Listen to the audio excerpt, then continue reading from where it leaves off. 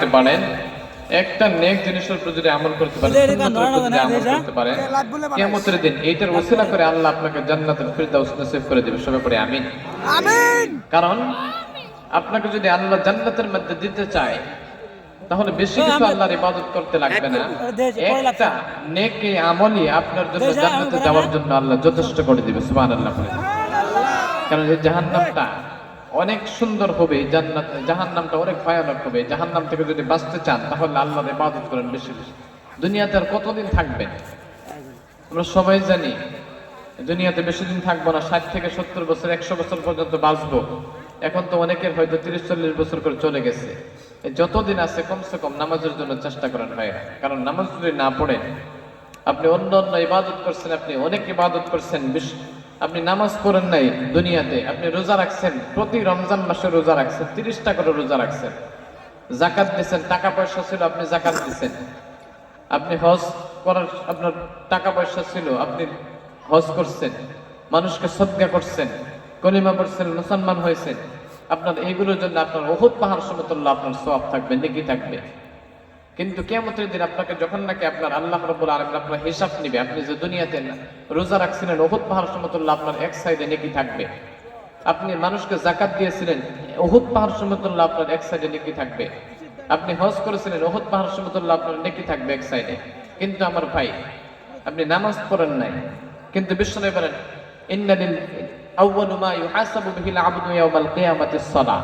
কাল কিয়ামতের দিন বিশ্বনবী বলেন সর্বপ্রথম আল্লাহ হিসাব নেবেন নামাজের। কিসের হিসাব নেবেন? নামাজের হিসাব। সব সময় মানুষকে বলা হয়, প্রতিদিন মানুষকে বলি নামাজের কথাটা বলা হয়, কারণ ইন্নাস সালাতা তানহা আনিল ফাহশাই ওয়াল মুনকার। আপনি সর্বপ্রথম আপনি নামাজ পড়া ধরেন, আপনার সমস্ত খারাপ কাজ থেকে আপনি বিরত হয়ে যাবেন। সুবহানাল্লাহ পড়েন। সুবহানাল্লাহ। কারণ সর্বপ্রথম আল্লাহ আপনার যে নামাজের হিসাবটা নেবে, আপনি দুনিয়াতে নামাজ পড়েন নাই, রোজা রাখছেন, উহুদ পাহাড় সমতুল্য আপনার নেকি এইদিকে থাকবে, কিন্তু আপনি সর্বপ্রথম আল্লাহ যে হিসাবটি নিবে নামাজের, এই নামাজের হিসাব আপনি যদি দিতে না পারেন, তাহলে অন্য অন্য আল্লাহ কি হিসাব নিবে? আপনার নিবে সর্বপ্রথম আপনার নামাজটা। আপনি প্রথম রাউন্ডে আপনি ফেল হয়ে গেছেন, নামাজের হিসাব দিতে পারেন নাই, অন্য অন্য বাকি হিসাবগুলো আল্লাহ দিবে না। ওই জন্য আমার ভাইয়েরা সবসময় সর্বপ্রথম নামাজটা পড়ার জন্য চেষ্টা করবেন। যারা যুবক ভাই আছে, কোনোদিন নামাজ পড়ি নাই, হয়তো প্রতিদিন পড়া হয়নি, চেষ্টা আছে অনেকের যে নামাজ পড়বো, কিন্তু শয়তানে ধোকা দেয়। আছে না এরকম মানুষ? অনেকের আছে, নামাজের মধ্যে শয়তানে ধোকা দিয়ে দেয়। নামাজ পড়ার চেষ্টা আছে। ওই জন্য আমার ভাইয়েরা যখনই নামাজ আমরা পড়তে চাই, তাহলে আল্লাহর কাছে আমরা একটাই ইরাদা করবো সব সময়, যখন নাকি নামাজে যাবো ওই সময় আমরা যখন নাকি যেই নামাজটাই পড়বো, আজান হয়ে গেল মসজিদে, ইমাম মুয়াজ্জিনে আজান দিল, ওই সময় আমরা সঙ্গে সঙ্গে মনে মনে ভাববো যে এটাই হয়তো আমাদের জীবনের শেষ নামাজ, শেষ আজান এইটা। এরপরে আমরা কি নামাজ পাই কিনা, আজান শুনতে পারি কিনা, কোনো গ্যারান্টি নেই। এই জন্য ভাই, এই ভয়টা যদি অন্তরের মধ্যে আনি, বিশ্বাসটা যদি অন্তরের মধ্যে আনি, তাহলে আল্লাহ রাব্বুল আলামিন আমাদেরকে ওই নামাজের মধ্যে মনোযোগ আল্লাহ বাড়ায় দেবে। সুবহানাল্লাহ পড়েন। ওই জন্য আমার ভাইরা সর্বপ্রথম কালকের থেকে কে কে চেষ্টা করবেন, যারা যুবক ভাই আছে নামাজের জন্য, মসজিদে যাওয়ার জন্য চেষ্টা কে কে করবেন? দেখি দুই হাত উঠায় দেখান তো, ইনশাআল্লাহ দুই হাত উঠায় দেখান। মাশাআল্লাহ, নারে তাকবীর, লিল্লাহি তাকবীর। আল্লাহ তুমি যুবক ভাইদেরকে কবুল করে নাও। সবাই পড়ি আমিন। আল্লাহ ভাইদেরকে তুমি জান্নাতুল ফিরদাউস নসিব করে দিও। সবাই পড়ি আমিন। সবাই ইনশাআল্লাহ নামাজের জন্য চেষ্টা করবেন। আর আগামী রমজান মাসে রোজা রাখার জন্য কারা কারা চেষ্টা করবেন? পুরা 30টা রোজা রাখবেন। হাত তুলে দেখান ইনশাআল্লাহ। হাত কারা দেখাইতেছেন? এটা আল্লাহরে দেখাইতেছেন? করবেন তো রোজা? ইনশাআল্লাহ 30টা রোজা রাখবেন তো ইনশাআল্লাহ? মাশাআল্লাহ। আল্লাহ ভাইদেরকে কবুল করে নাও। সবাই পড়ি আমিন। এই রোজা রাখলে আল্লাহ সবচেয়ে জান্নাতের বড় দরজা দিয়ে আল্লাহ প্রবেশ করাই দিবেন। সুবহানাল্লাহ পড়েন। সুবহানাল্লাহ। এই জন্য আমার ভাইয়েরা রোজা রাখলেন, নামাজ পড়বেন। যদি সর্বপ্রথম আপনি নামাজের কাজটা করেন, আর মই মুরব্বীদেরকে রাস্তাঘাটে দেখলে সালাম দেবার চেষ্টা করবেন তো ইনশাআল্লাহ? সালাম দিবেন। সালাম দেওয়াটা একজন মুসলিম আরেকজন মুসলমানের জন্য সালাম দেওয়াটা কথা বলে না, সুন্নাহ। সালাম দিবেন, বেশি বেশি করে সালাম দিবেন তো ইনশাআল্লাহ? আপনি ছোট মানুষ, আপনি বড় মানুষ, আপনি মুরব্বী মানুষ, হয়তো হুজুর মানুষ, রাস্তা দিয়ে গেছেন, আপনি জানতেছেন একজন মুসলমান মানুষ, ছোট মানুষ, বালিক, কিন্তু আপনি ভাবতেছেন যে আমি হুজুর, আমি কেন সালাম দেব? ওই মানুষটা তো আমার দেবো, ছোট বাচ্চা আমরা সালাম দেবো, ভাবি না এটা? সালামের মধ্যে কোনো ছোট বড় না, যেই দেখবেন আগে সেই সর্বপ্রথম সালাম দেওয়ার চেষ্টা করবেন তো ইনশাআল্লাহ? আপনি জান্নাওয়ালা বড় মানুষ, ছোট মানুষকে বেশি বেশি সালাম দেওয়ার চেষ্টা করবেন। আপনি বড় হওয়ার পরে যখন নাকি ছোটকে সালাম দিবেন, ওই ছোট মানুষটা ওই সময় আপনাকে সালাম দেওয়ার চেষ্টা করবো না নাই? করবো। ওই জন্য আমার ভাইরা বেশি বেশি মানুষকে সালাম দিবেন, মই মুরব্বীদেরকে ইজ্জত করবেন, তাদের সাথে কখনো বেয়াদবি করবেন না। করা যাবে? মা বাবার সাথেও কখনো বেয়াদবি করা যাবে না।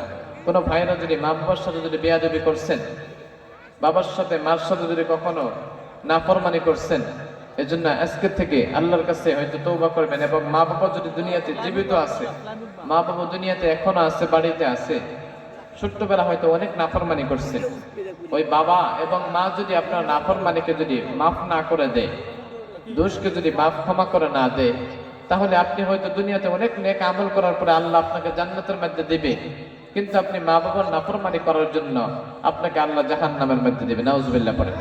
কারণ আল্লাহ মাফ করবে না, কারণ এটা হলো বান্দার হক। কার হক? তিনটা জিনিসের মধ্যে বান্দার হক থাকে। একটা হলো উস্তাদের নাফরমানি করা। কার নাফরমানি করা? উস্তাদের। আরেকটা হলো মা বাবার নাফরমানি করা। কার নাফরমানি করা? মা বাবা। আরেকটা হলো আলিম উলামাদের নাফরমানি করা। কার নাফরমানি করা? আলিম উলামাদের। বিশ্বনবী বলেন, আল উলামা ওয়ারাসাতুল আম্বিয়া, আলিম উলামারা হলো আল্লাহর নবীর ওয়ারিস, বংশধর। ওই জন্য আমরা ভাইয়েরা আলিম উলামাদেরকে কখনো ছোট চোখে দেখবেন না, সালাম দিবেন, তাদের কখনো গীবত করবেন না। করা যাবে? করা যাবে না। আলিম উলামারা হলো আল্লাহর নবীর বংশধর। আলিম উলামাদেরকে আল্লাহ রাব্বুল আলামিন হয়তো আল্লাহর নবীর কিয়ামতের দিন কিছু হয়তো জান্নাতে হয়তো আল্লাহর নবীর ওয়ারিস হিসাবে, মেহমান হিসাবে, বংশধর হিসাবে কিছু একটা কারণে জান্নাতের মধ্যে হয়তো প্রবেশ করাবে। কিন্তু আপনি যদি আলিম উলামার বিরুদ্ধে করেন, তাহলে কি আপনাকে জান্নাতে যাওয়ার চান্স আছে কি? চান্স নাই। ওই জন্য আলিম উলামাদেরকে সম্মান করবেন, ভালোবাসবেন। আলিম উলামাদের যদি বেয়াদবি করছেন, হুজুরদের বেয়াদবি করছেন, মসজিদের ইমাম সাহেবদের বেয়াদবি করছেন, তাদের কাছ থেকে ক্ষমা চেয়ে নেবেন। বেঁচে থাকা অবস্থায় যদি মারা যায় আপনি চাইতে পারবেন না। ওই ব্যক্তির কাছে আপনার দাবি রয়ে গেল, ওই ব্যক্তি মারা গেল, আপনি তো দাবি ছোটাতে পারলেন না, কিন্তু আল্লাহ কিয়ামতের দিন আপনাকে মাফ করবে না, কারণ এটা বান্দার হক। ঠিক না ভাই?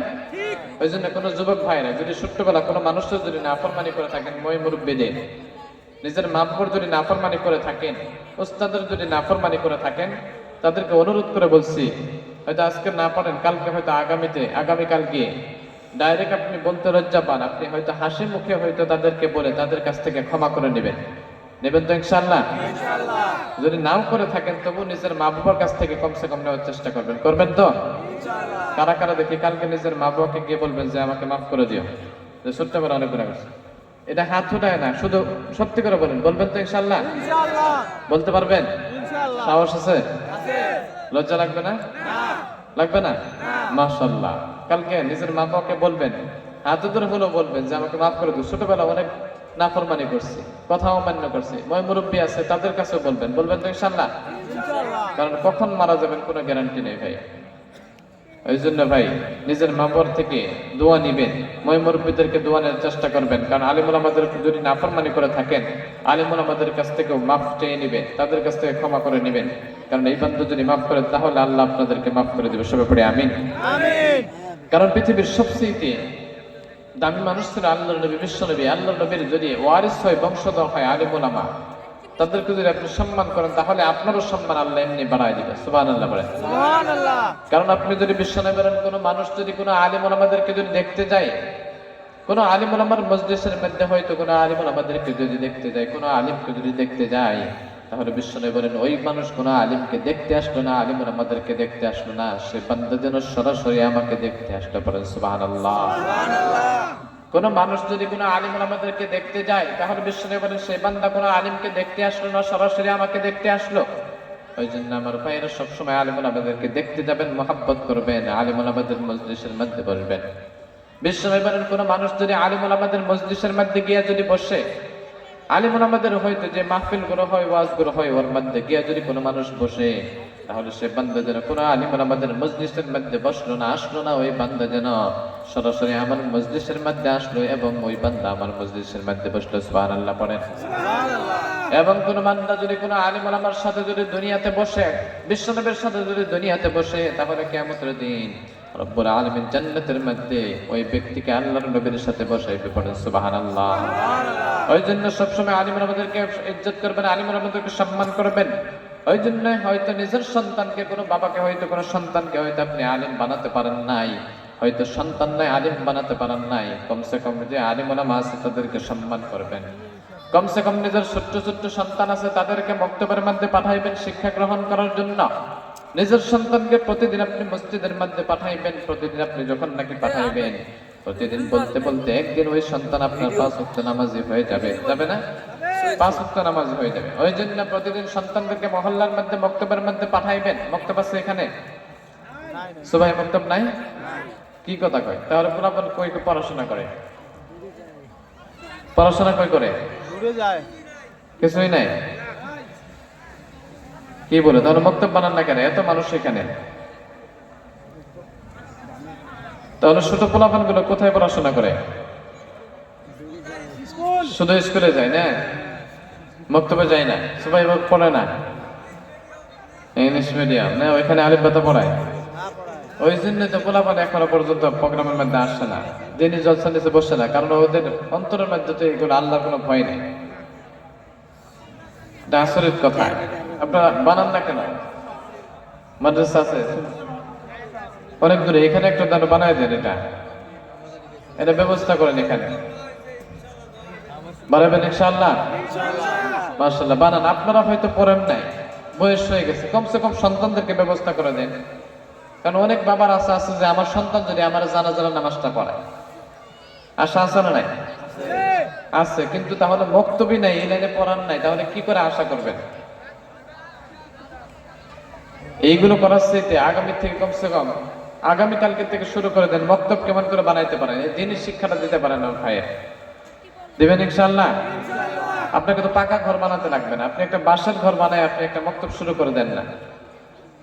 আমি ভাবছি আছে এখানে মক্তব নাই, কি ব্যাপার? এটা মক্তব বানানোর চেষ্টা করবেন, কারণ সবাই সাহায্য করবেন। মক্তব যদি একটা হয়, মহল্লার ভিতরে মসজিদ থাকা লাগে, একটা করে মক্তব থাকা লাগে। আপনাদের মক্তব নাই, তাহলে কি শিক্ষা দিবেন সন্তানদের?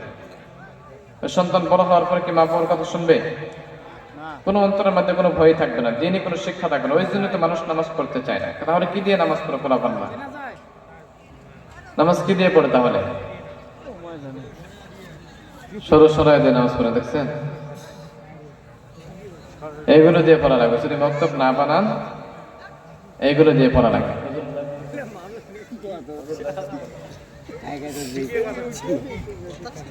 ওই জন্য আমার ভাইরা আগামীকাল থেকে চেষ্টা করবেন, মক্তবের জন্য সবাই সাহায্য করবেন, করবেন তো ইনশাআল্লাহ। ওই জন্য প্রধান অতিথি সাহেব আসতেছে, তিনি হয়তো মক্তবের কথা কিছু বলবেন, তিনাকে বলা হয়তো ইনশাআল্লাহ বলবেন। এইখানে সর্বপ্রথম আপনার